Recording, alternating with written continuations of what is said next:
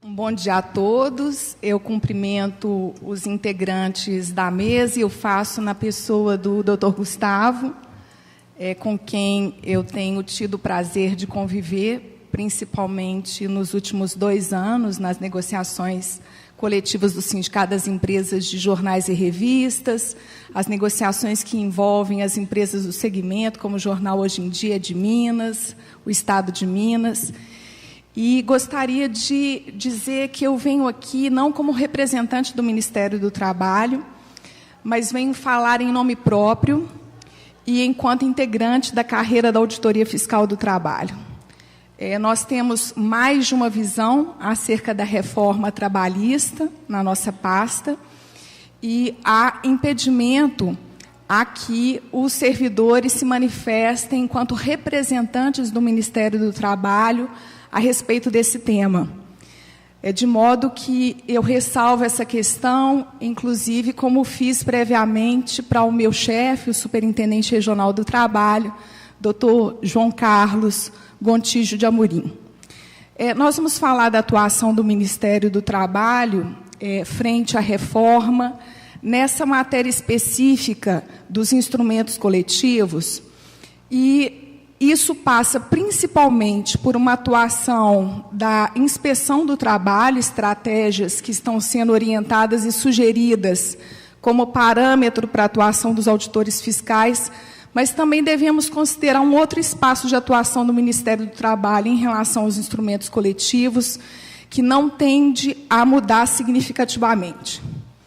O registro dos instrumentos coletivos, ele continuará sendo feito com base na análise dos elementos meramente formais.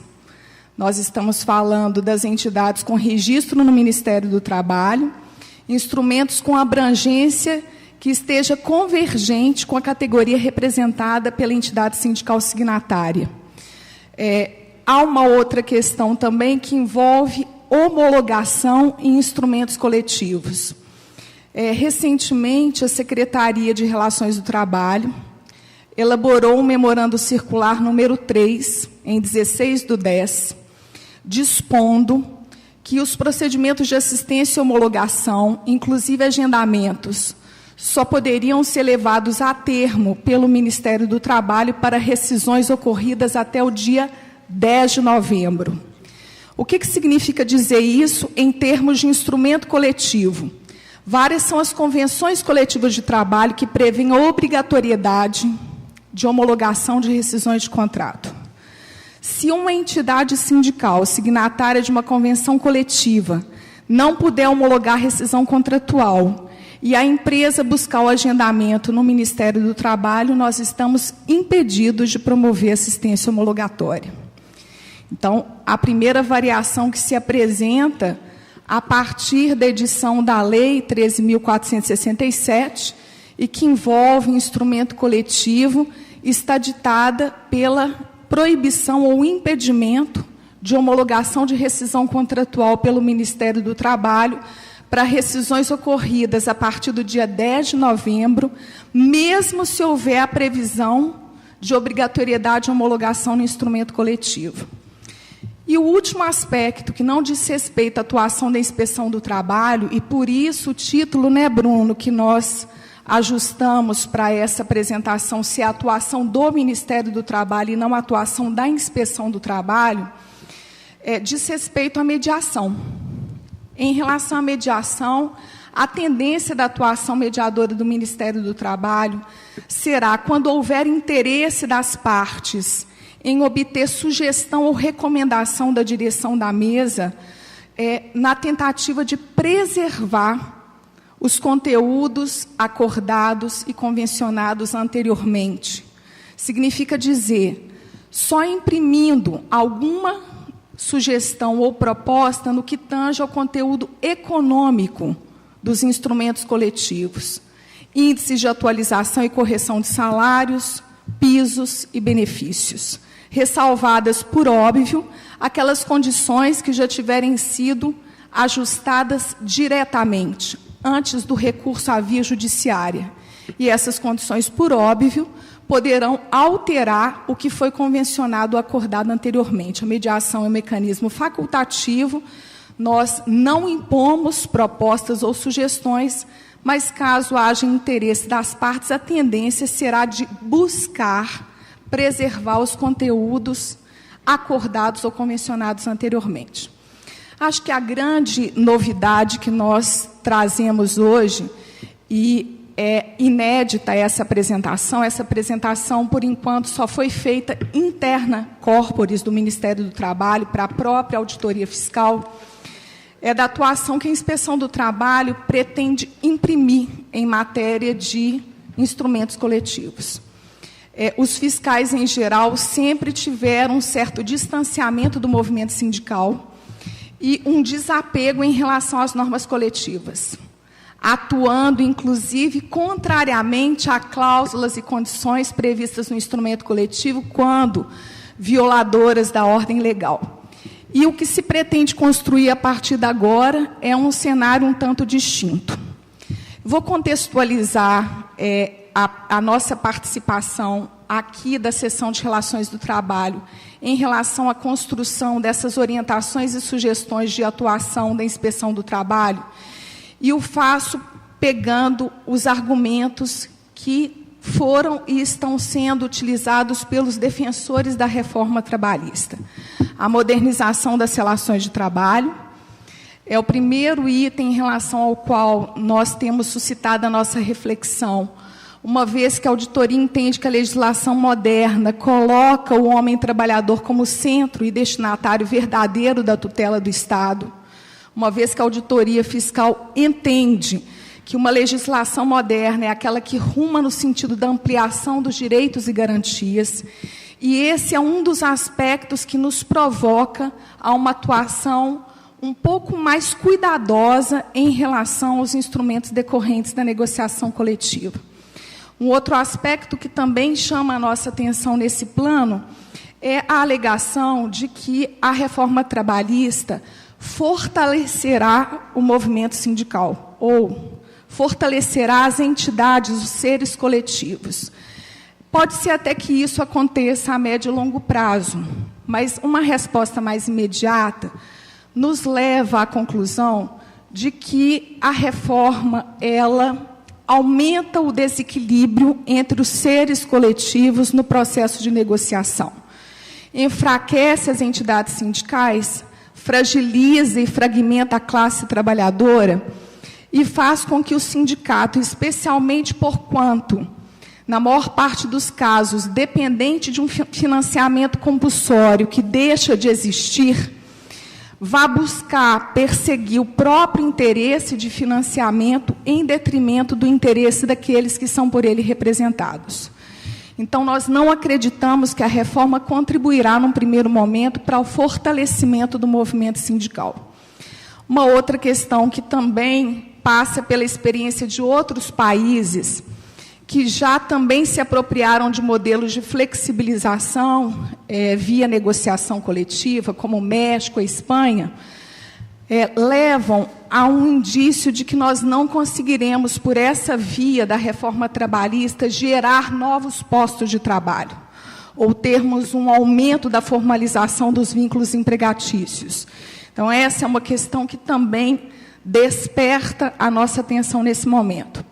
E, para além daquelas consequências ou efeitos principais da reforma trabalhista, que são por todos conhecidos, prevalência do negociado sobre o legislado, confirmação do fim da ultratividade, uma regulação mais detalhada do teletrabalho, terceirização em atividade fim, confirmando a Lei 13.429 de março, o trabalho intermitente, o autônomo com exclusividade, que está mantido igual na medida provisória. A medida provisória só mudou a maneira de apresentar, dizendo que não caracteriza a qualidade de empregado a prestação de serviço a um único tomador, mas é o autônomo com exclusividade.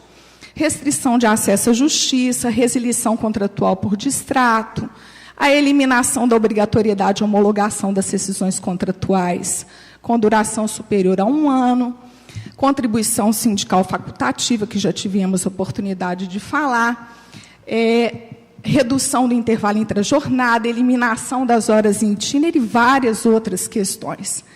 Essas questões são por todos conhecidas e nós não vamos aqui aprofundar a análise de qualquer uma delas. Mas nós pretendemos falar, além desses efeitos explícitos, aquilo que se apresenta como tendência, no nosso entendimento. Uma maior exploração do trabalho e uma maior precarização. Eu acredito que, para esse segundo item, nós sabermos hoje que estamos com quase 1.000 emendas à medida provisória 808, temos confirmado uma tendência de volatilidade maior e insegurança maior para os contratos de trabalho, diminuição da arrecadação, que eu conversava ontem com o Rogério Fernandes, diminuição da arrecadação previdenciária, diminuição da arrecadação tributária. Já falamos do enfraquecimento sindical e, consequentemente, uma fragilidade, uma fragmentação maior da classe trabalhadora. São questões que nós não trazemos como verdade absoluta, senão como hipóteses e tendências sobre as quais nós devemos refletir. Em setembro deste ano, foi realizado o Encontro Nacional dos Auditores Fiscais e nós fomos provocados, a auditoria foi provocada a reexistir no plano jurídico e político, a despertar uma consciência social mais aguda. E a fala foi uma só. A aplicação do primado econômico, ela não pode corromper ou contaminar. Se nós aceitarmos a aplicação de todas as fórmulas econômicas às relações de trabalho, sem resistência, sem crítica, nós estaremos permitindo danos à pessoa humana, danos à estrutura sindical, danos à sociedade e danos à própria categoria da auditoria fiscal do trabalho. Esse é um contexto, senhores, para uma outra visão que a auditoria fiscal do trabalho no nosso país passa a ter em relação ao movimento sindical e aos instrumentos coletivos.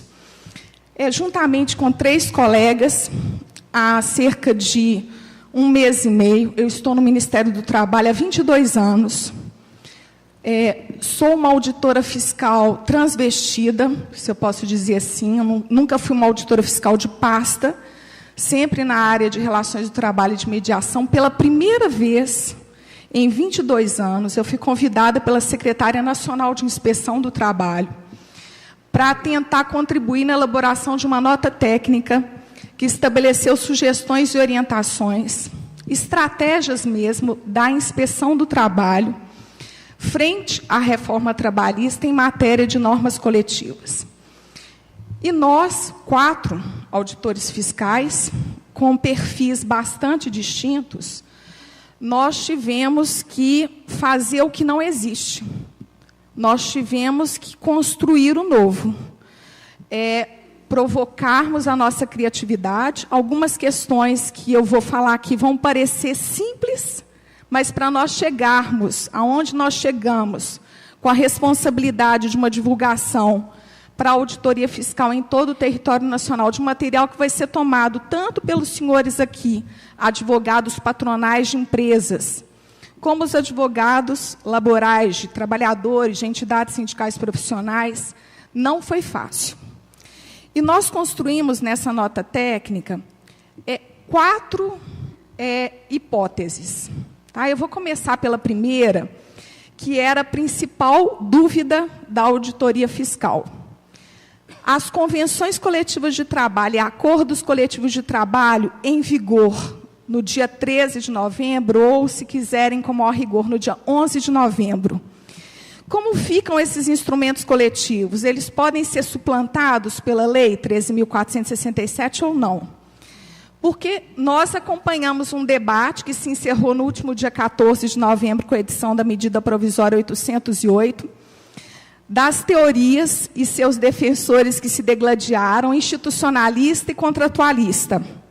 São teorias que, no nosso entendimento, na nossa compreensão, não se aplicam aos instrumentos coletivos, senão aos contratos individuais de trabalho. Teoria contratualista, pregando que a Lei 13.467 só poderia se aplicar aos contratos individuais de trabalho se não houvesse violação ao artigo 468 da CLT.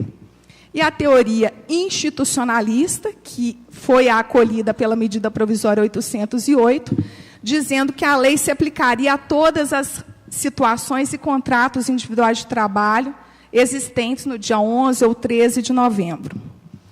Então, a conclusão que nós chegamos é que as convenções e acordos coletivos têm validade, devem ser respeitados durante toda a sua vigência, não sendo alcançados pela aplicação dessas teorias, institucionalista e contratualista. Significa dizer, a título de sugestão, repito, a nota técnica não vincula o auditor fiscal. O auditor fiscal é livre e autônomo no exercício da sua atividade. Mas a orientação ou sugestão é a de que, caso o auditor fiscal constate que uma empresa deixou de cumprir cláusula ou condição prevista no instrumento coletivo antes do término da sua vigência e passou a aplicar uma condição prevista na Lei 13.467, cabe a autuação. No artigo 444, infine, da CLT, combinado com a cláusula do instrumento coletivo que tenha sido infringida. Nós aqui estamos baseados na lei, na autonomia privada coletiva, na prevalência do negociado sobre o legislado e na aderência limitada pelo prazo, ou seja, no fim da ultratividade. Os dispositivos dos diplomas negociais, eles têm validade, se aplicam durante a sua vigência, aderem aos contratos individuais de trabalho nesse período, e dentro desse prazo não podem ser suprimidos. Então, essa é a primeira questão das 5 questões que foram enfrentadas nessa nota técnica. A segunda é um tanto tormentosa. É a mudança do artigo 620 da CLT. Né? Na dicção anterior, nós tínhamos a prevalência das condições estabelecidas em convenção coletiva, quando mais favoráveis que as estipuladas em acordo. Na nova dicção, as condições estabelecidas em acordo sempre prevalecerão sobre as estipuladas em convenção. E aí nós vamos buscar fundamento na Constituição Federal, já que a lei ordinária, num primeiro momento, não nos dá justificativa para uma atuação em relação a essa matéria. E nós não podemos ficar só no plano doutrinário ou jurisprudencial. Nosso papel não é de intérprete. A nossa competência é para assegurar o cumprimento do que está posto. E no artigo 7º, caput, parte final, nós temos destacado o princípio da norma mais favorável, quando diz que são direitos dos trabalhadores urbanos e rurais, além de outros que visem a melhoria da sua condição social. Então, o entendimento da auditoria fiscal é de que, nessa específica situação de cotejo de regras jurídicas, convenção coletiva versus acordo coletivo, deve preponderar a aplicação do princípio da norma mais favorável. E, dentro da lógica normativa, nós sabemos que muitos são os acordos que vão além da convenção coletiva. Mas, dentro da lógica normativa, enquanto regra, nós achamos que o direito coletivo deve prevalecer, deve prestigiar, privilegiar os diplomas negociais mais amplos, como as convenções coletivas, pelo suposto de que eles contêm maiores garantias aos trabalhadores. E, nesse sentido, então, nós estamos defendendo que a prevalência do acordo sobre a convenção coletiva, conjugada com o fim da ultratividade, deve levar o auditor fiscal a autuar as empresas com base no artigo 468 da CLT, se constatarem, num caso concreto, que mesmo após o término de vigência de uma convenção coletiva, a empresa seguiu praticando de maneira continuada um benefício convencionado e, posteriormente, celebrou um acordo coletivo de trabalho suprimindo este benefício, porque essa condição da prática continuada do benefício terá se incorporado ao patrimônio jurídico do contrato individual de trabalho, não podendo ser posteriormente retirado por acordo coletivo ou pela aplicação da própria Lei 13.467. E essa, então, é a terceira questão que se nos apresenta, a conciliação do fim da ultratividade com a prevalência do acordo coletivo sobre a convenção coletiva. Não é raro que isso aconteça, tá? Não é raro que uma convenção coletiva tenha vigência expirada, que a empresa siga concedendo, fornecendo benefício convencionado e, posteriormente, principalmente agora com a prevalência do acordo sobre a convenção, venha a estabelecer um acordo sem aquele benefício. Vamos sair da esfera do direito coletivo e deslocarmos para o plano do contrato individual. Esse benefício se incorporou ao patrimônio jurídico do contrato individual de trabalho e não pode, posteriormente, ser suprimido nem por acordo. Então, nessa hipótese, o acordo não pode prevalecer sobre a convenção em relação a esse benefício que foi praticado de forma continuada após o término da vigência da convenção. E a sugestão aí é de autuação com base no artigo 468. Quarta hipótese que nós temos é uma que vai causar estranheza a todos, porque nunca foi verificada, olhada, nunca mereceu a atenção da auditoria fiscal. Nós estamos falando da dinâmica ou da sistemática da validade dos negócios jurídicos, da análise dos elementos formais dos instrumentos coletivos. Aqui nós sabemos que há várias tendências, há vários posicionamentos, alguns deles contrários, inclusive, ao que vai ser sugerido nessa nota técnica, lastreados na liberdade sindical. Mas nós temos que buscar, como eu já falei, subsídios que estejam postos na ordem jurídica.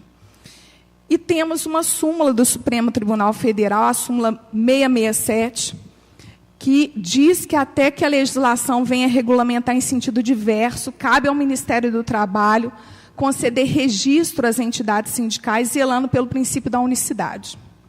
Por que eu estou dizendo isso?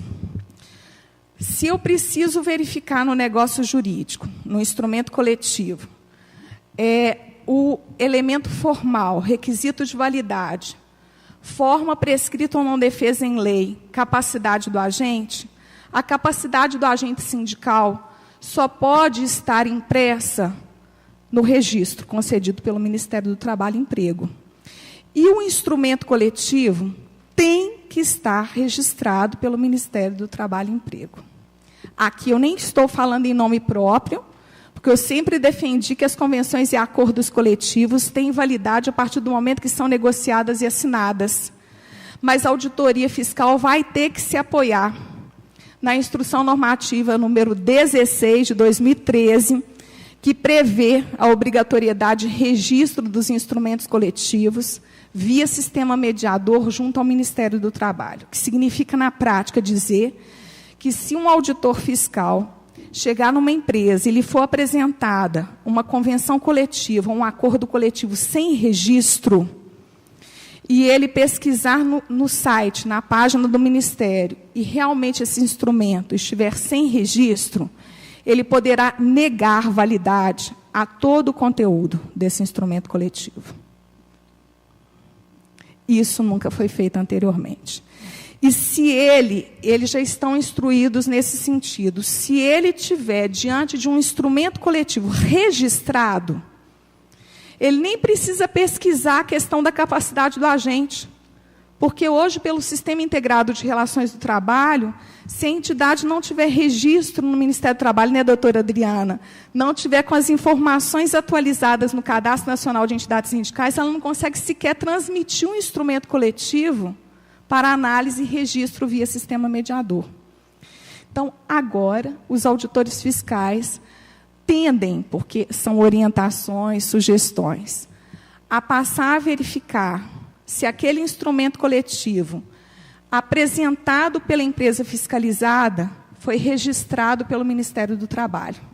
E aí ele verificará o atendimento ao mesmo tempo de 2 requisitos de validade na sistemática dos negócios jurídicos em geral. Nós estamos falando aqui dos artigos 106 e 144 do Código Civil.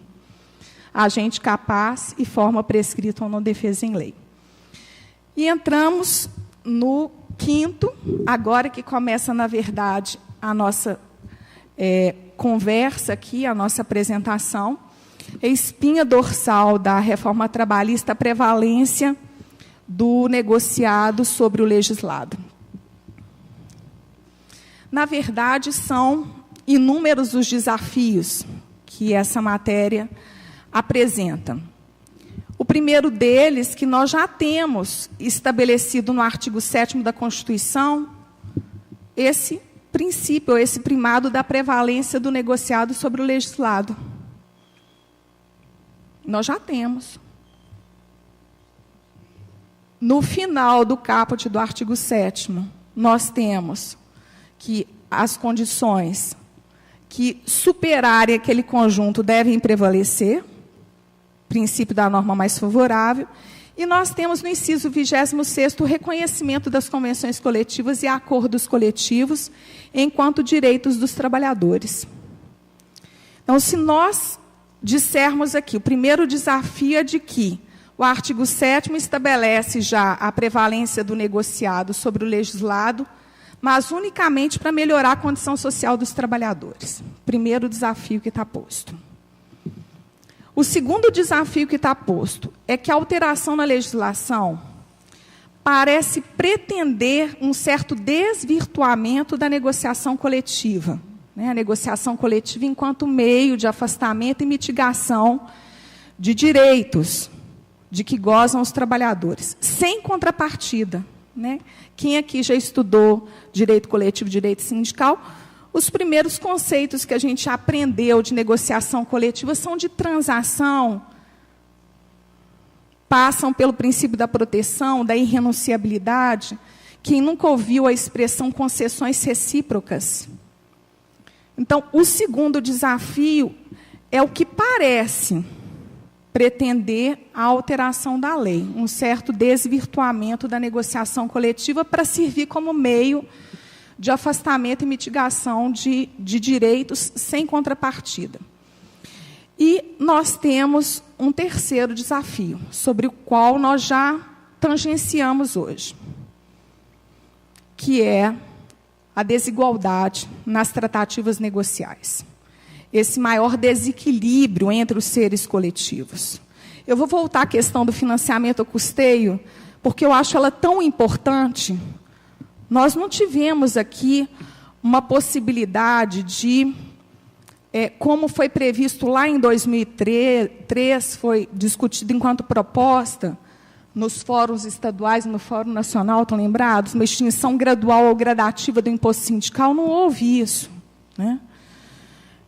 E o que nós temos hoje, que parece ser o cheque-mate da reforma trabalhista, é um empoderamento fictício das entidades sindicais, porque, como nós comentamos aqui, eu não posso falar em fortalecimento da entidade sindical se eu estou retirando abruptamente a sua sustentação financeira.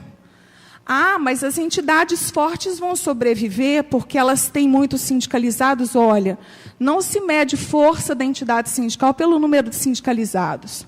Tem segmentos em que todas as empresas têm prática antissindical. O trabalhador não se filia. Não é porque a entidade que o representa é frágil. Pode ser forte. Depende muito de como se comportam os empregadores do segmento. E eu tenho segmentos em que a entidade sindical é uma entidade sindical não tão expressiva, combativa, e que a sindicalização é grande. Então, a força da entidade sindical não está na capacidade de ter ou não ter trabalhador sindicalizado. A conjuntura é toda adversarial à reforma. Se a gente falar só do desemprego, o desemprego fala tudo. Se a matéria não precisa estar em negociação coletiva, pode estar no contrato individual de trabalho, O argumento dos defensores da reforma de uma regulação que atenda os interesses das partes, qual que é a parte que vai ter o interesse definindo a regulação? Qual? Se eu me manifestar, se eu não aderir àquela condição, o risco que eu sofro de perder aquele posto de trabalho, aquela oportunidade. E nas assembleias é esse trabalhador que se manifesta. Então, o que está acontecendo? As propostas das negociações coletivas que estão sendo aprovadas nas assembleias não são aquelas orientadas pelo sindicato. São aquelas propostas pelas empresas. Mas é porque existe um contingenciamento da vontade de fora para dentro. O direito do trabalho, nessa austeridade seletiva, ele foi culpabilizado pela crise econômica, pela performance negativa do direito laboral, do mercado laboral, e a gente vê que a tendência é esvaziar a relação de emprego e dar lugar àquilo que é atípico, que é temporário, que é terceirizado, que é precário, que é parcial, que é autônomo, que é intermitente, que é individual. Quantas não foram as matérias que antes exigiam negociação coletiva e agora passam a poder ser estabelecidas direta individualmente entre empregado e empregador? Então, essa é uma última questão de desafio que nós colocamos aqui, que é essa fragilidade do movimento sindical, esse desequilíbrio entre os seres coletivos que leva a uma desigualdade nas tratativas negociais. E qual é a estratégia? A estratégia sugerida nessa nota técnica é de uma interpretação constitucional e convencional, fundada em convenções internacionais, uma interpretação que seja restritiva do sentido da negociação coletiva. Então, primeiro, nós colocamos para reflexão o seguinte: que é impossível a negociação coletiva para afastamento e mitigação de direitos previstos no texto constitucional e em normas internacionais. Lembramos aqui, inclusive, o Supremo Tribunal Federal, que, no julgamento do recurso extraordinário 486-343, ele aponta a supralegalidade dos direitos humanos internalizados. Então, não é possível hoje nós enfrentarmos a reforma trabalhista sem buscarmos esteio, respaldo nas normas internacionais. E a primeira que se nos apresenta não foi ratificada pelo Brasil. É a Convenção 87. Mas eu acredito que ela é uma das mais relevantes, porque ela é a da liberdade sindical e protege o direito de sindicalização. E sabe o que ela diz? Que no exercício dos direitos atribuídos aos sindicatos, eles devem respeitar a lei. No exercício dos direitos que estão ali na Convenção 87, estabelecidos para serem exercidos pelos sindicatos, os sindicatos, no exercício desses direitos, têm que respeitar a lei. Mas, vamos falar, ela está dizendo de convenção não ratificada, então vamos nas ratificadas. E aí nós podemos pegar vários estudos do Comitê de Peritos, da Comissão de Aplicação das Normas da OIT, que dizem o seguinte: que o objetivo geral da Convenção 98, direito de sindicalização e negociação coletiva, e 154, fomenta a negociação coletiva, é de apresentar, promover a negociação coletiva na perspectiva de tratativas de condições de trabalho mais favoráveis do que as previstas em lei. E diz mais o Comitê de Peritos da Comissão de Aplicação das Normas da OIT, que nos trabalhos preparatórios da Convenção 154 foi reconhecida a definição da negociação coletiva como um processo que busca ampliar a proteção dos trabalhadores que está prevista na lei. Como se não bastasse, esse comitê de peritos, ele apresenta um relatório que diz que, se for introduzida a medida para permitir que a negociação coletiva reduza o piso legal, existe o risco de enfraquecimento da legitimidade da negociação coletiva. Então, essas questões que nós estamos pesando aqui são questões importantes para que se delimite melhor, restringindo e limitando o sentido da negociação coletiva. E o apoio aí é a Constituição Federal e as convenções internacionais. Quando a gente diz convenção internacional, nós estamos tratando dos pactos, dos acordos, dos tratados e das convenções internacionais. Seguindo nessa linha, nós vamos conversar agora sobre o artigo 611-A, que é aquele que dispõe sobre os objetos que, hipoteticamente, podem ser objeto de negociação coletiva. Eu disse objeto, mas são as matérias que, hipoteticamente, podem ser objeto de negociação coletiva. E chamamos atenção para o artigo 7º, que já estabelece claramente 4 itens passíveis de flexibilização por negociação coletiva. Dizem respeito aos atributos salário e jornada, a irredutibilidade salarial, salvo negociação coletiva, duração diária do trabalho não superior a 8 horas, na semana não superior a 44, facultando a redução de horários e compensação via convenção ou acordo coletivo, e a jornada de 6 horas para turnos ininterruptos de revezamento, também ressalvada a possibilidade de ampliação via negociação coletiva. Ora, esses são os itens que a Constituição Federal indica passíveis de flexibilização por negociação coletiva. E isso sugere, então, a aplicação limitada dos itens, ou incisos 1º, 2º e 3º do 611-A. Pacto sobre jornada, banco de horas anual, intervalo intra-jornada com redução para 30 minutos. Possibilidade de redução para 30 minutos. Nós temos, para além disso, o julgamento de um outro recurso extraordinário. É importante que, com todas as críticas que há ao Supremo Tribunal Federal, nós possamos reconhecer que vários fundamentos estão no julgamento dos recursos extraordinários. E aqui nós temos um que eu acredito que todos devem anotar, que é o RE 500-415, que diz da inegociabilidade individual e coletiva de normas de saúde, higiene e segurança no trabalho. O julgamento desse recurso extraordinário pelo Supremo, conjugado com o artigo 5º da Convenção 155 da OIT, nos leva também a indicar a possibilidade de uma aplicação limitada de outros 3 incisos desse mesmo artigo 611-A.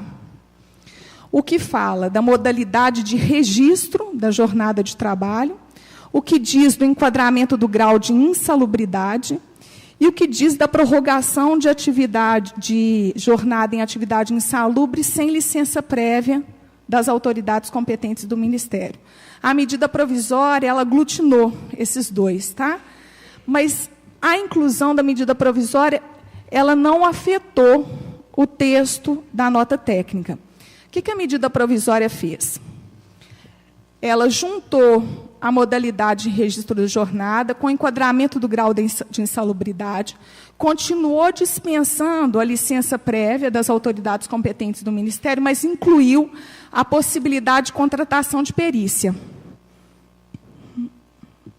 E mais do que isso, ressaltou expressamente a obrigação de respeito às normas de saúde, higiene e segurança previstas em lei e previstas nas NRs, nas normas regulamentadoras do Ministério do Trabalho.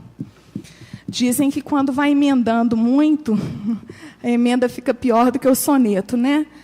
Porque há uma aparente pretensão, mas que, na verdade, é um tiro no pé. A lei não tinha falado do respeito às normas regulamentadoras do Ministério do Trabalho, como a medida provisória fez. E isso acaba dando munição ou respaldo para combater a própria lei, né? Vejam, então, vamos falar do enquadramento do grau de insalubridade. Esse enquadramento do grau de insalubridade é um elemento determinante para a identificação e imposição legal de medidas de proteção, não é mesmo? Então, a negociação coletiva só pode vir no sentido de maximização dessa proteção, nunca no sentido de rebaixar o grau ou nível de insalubridade.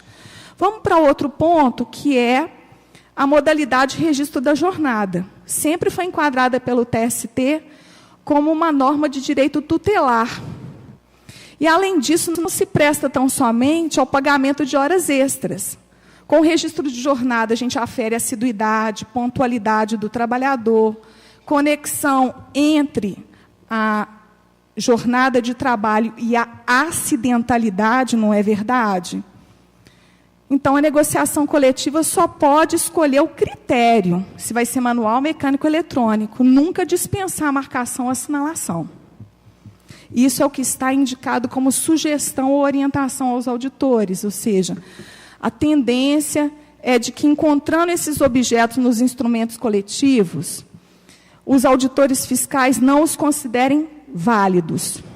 Essa é uma tendência, uma orientação, uma sugestão, e pode ser que não seja assimilada por uma parte significativa dos colegas. Mas eu comentava antes que uma coisa é muito certa para nós, que se nós verificarmos abusos, distorções, excessos, precarização, sem uma fundamentação objetiva, um critério relacionado à dificuldade financeira que possa ser demonstrada, se o auditor tiver insegurança para autuar em relação ao instrumento coletivo, ele vai concentrar principalmente nos atributos de segurança e saúde, que nem sempre eram cuidados de uma maneira mais rigorosa por parte da auditoria fiscal.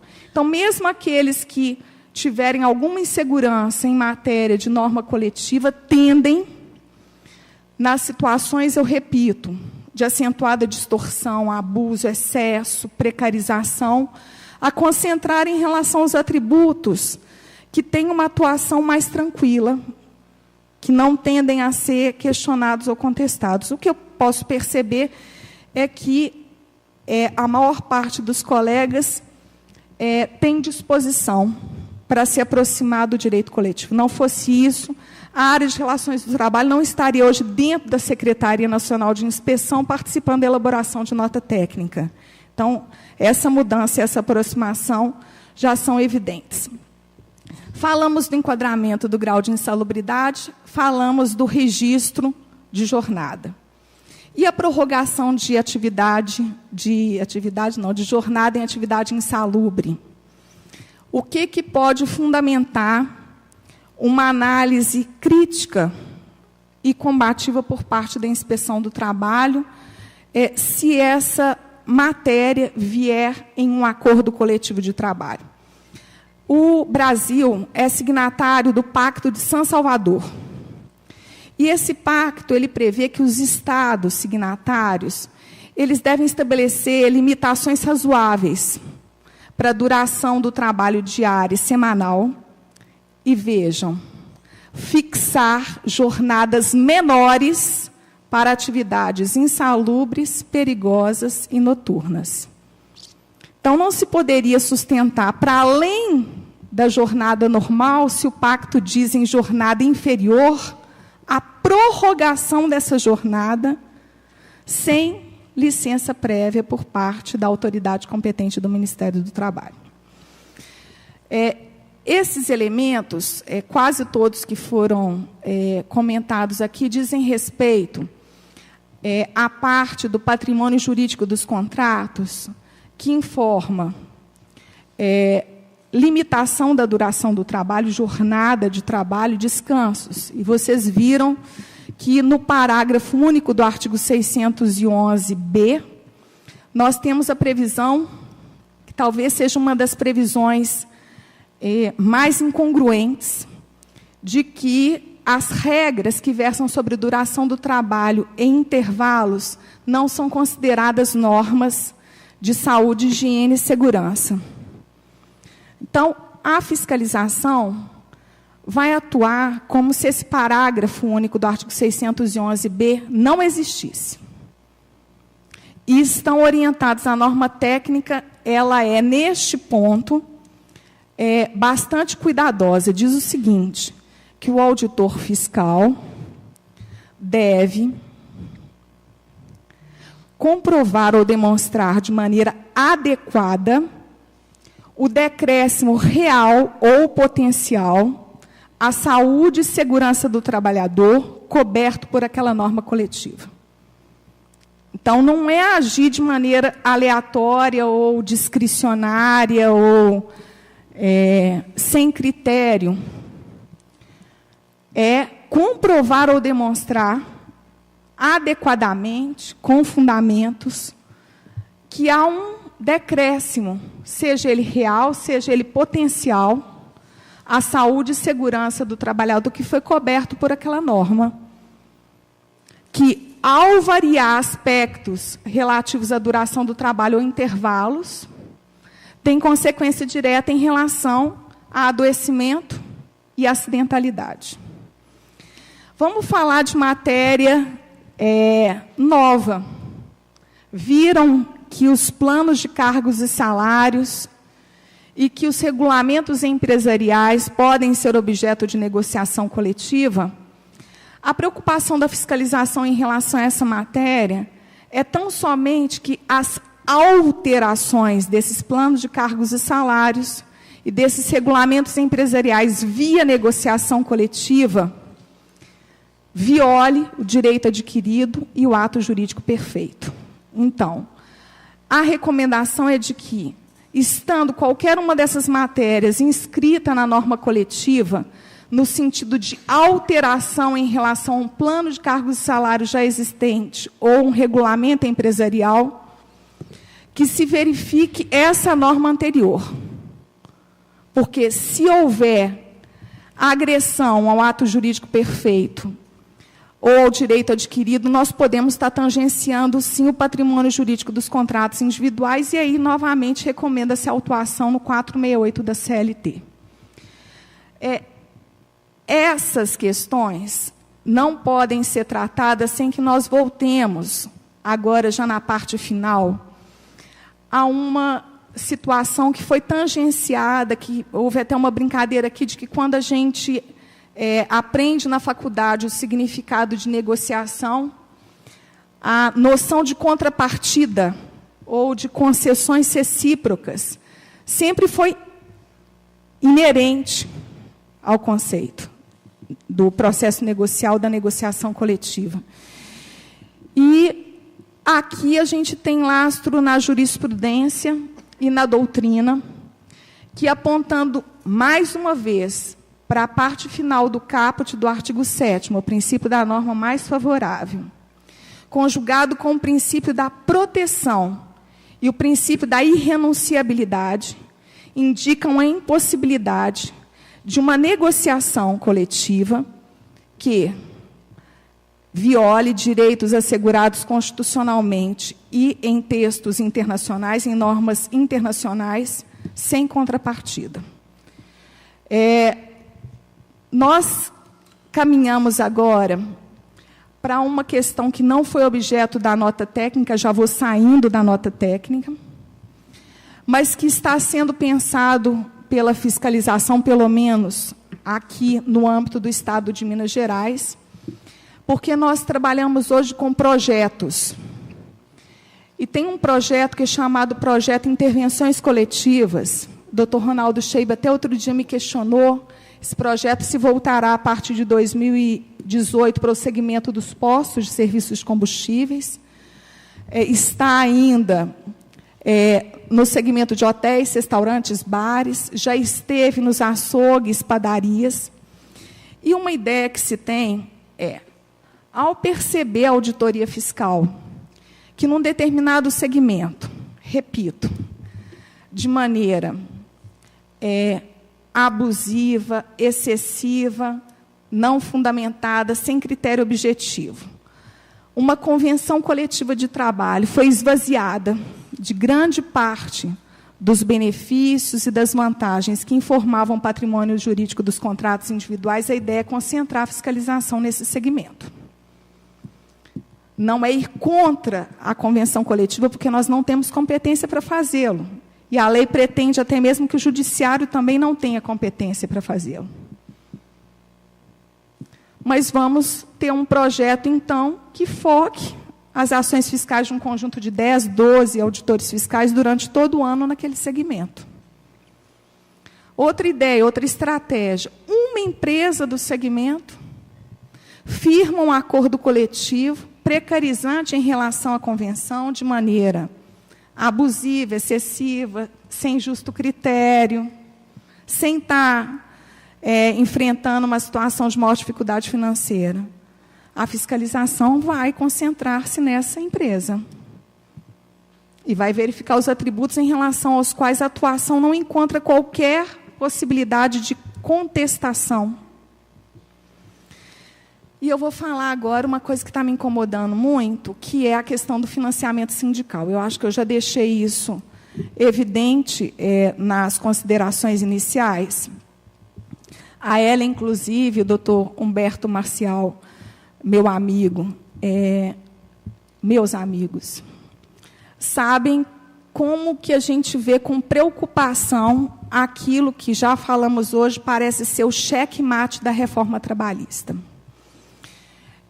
Vincular o financiamento das entidades sindicais à negociação coletiva e atribuir a essa negociação coletiva o potencial de retirada de direitos, de mitigação de conquistas.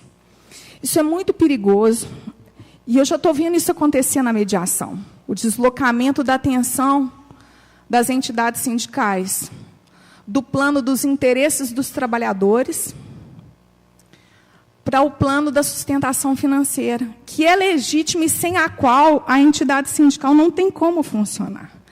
Mas veja bem, nós já falamos um pouco de contexto, mas nós esquecemos de colocar uma questão aqui, para além das práticas antissindicais, a marginalização do movimento sindical. Hoje o sindicalismo é associado com corrupção. Hoje, a maior parte dos trabalhadores que vai lá na seção de relações do trabalho para apresentar alguma reclamação ou para obter alguma informação, tem que responder o seguinte questionamento: o senhor já procurou o sindicato? E a resposta, invariavelmente: meu sindicato não faz nada. Mas isso não é, na maior parte dos casos, uma opinião baseada numa experiência, uma opinião com lastro.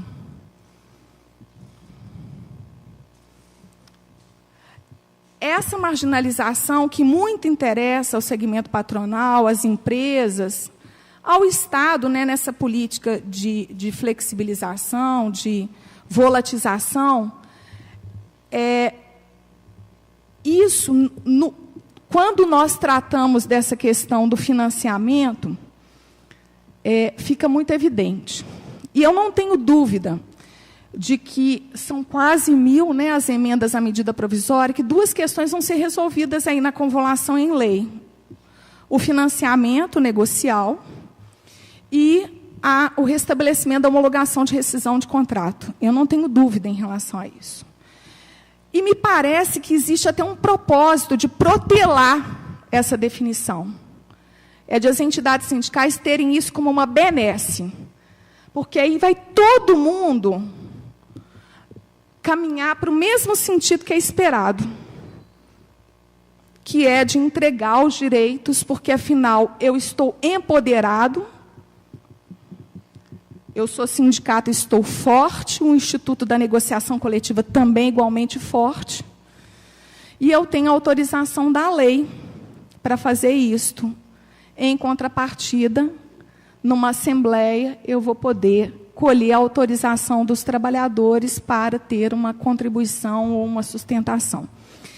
E nesse ponto, para terminar, até comentei com o Bruno, nós temos aqui, em Minas Gerais, muitas convenções coletivas e acordos coletivos que prevêem o financiamento direto das entidades sindicais pelas empresas, tá? Sem efetivação de desconto salarial. Mostrei para o Bruno que, na primeira jornada da ANAMATRA, nós localizamos o enunciado 27, que entende que isso é prática antissindical. Nós sabemos por que as entidades sindicais lançaram mão desse mecanismo.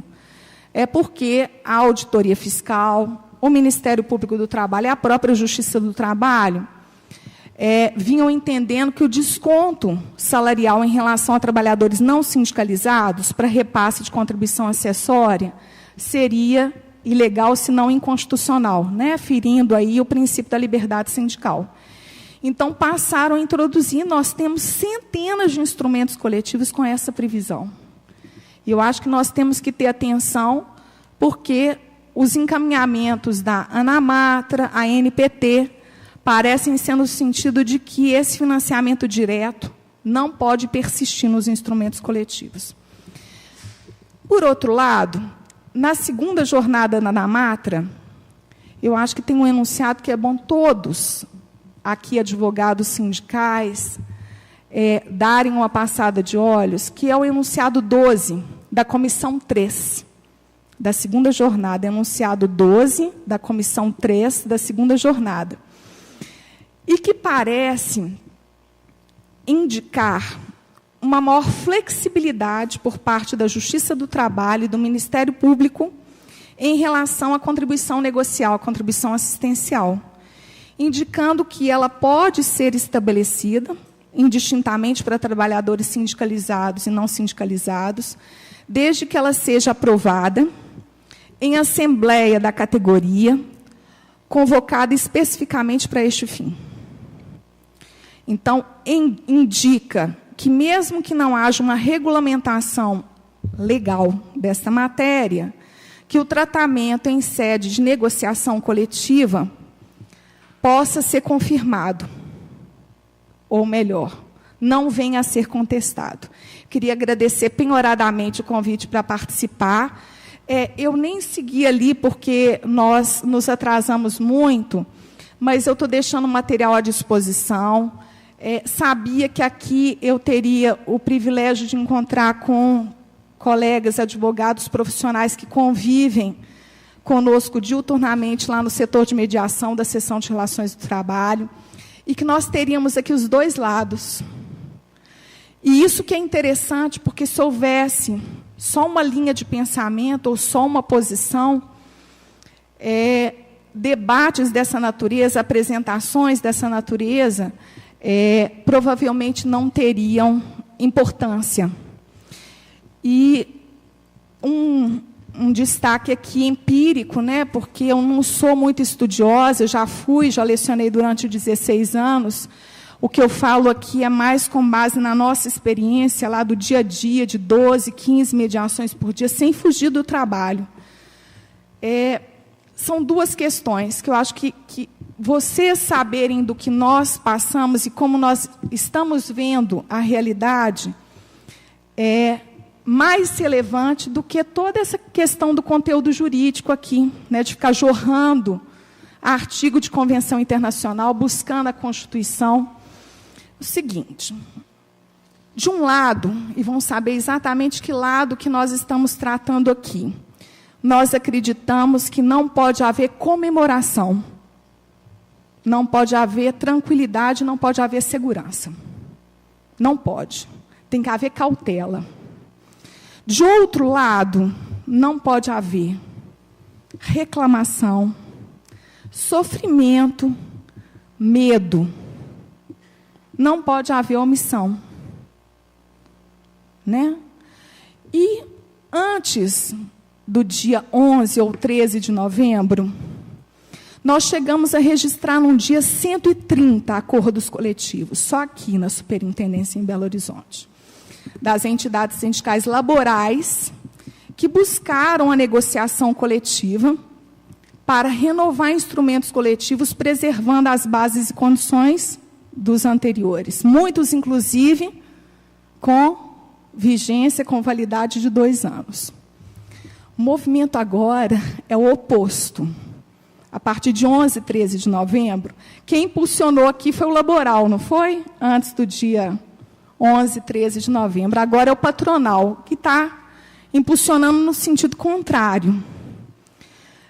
Essa palavra é feia, né? Protelar, ou adiar a definição da negociação coletiva para verificar a acomodação da lei à realidade.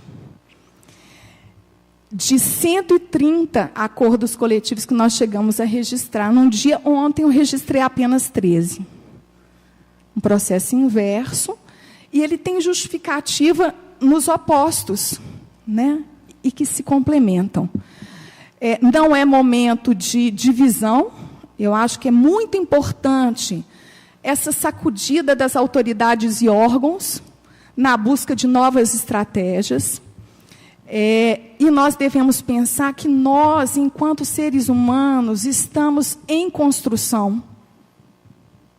Que não há se falar que o que está posto está acabado, definido.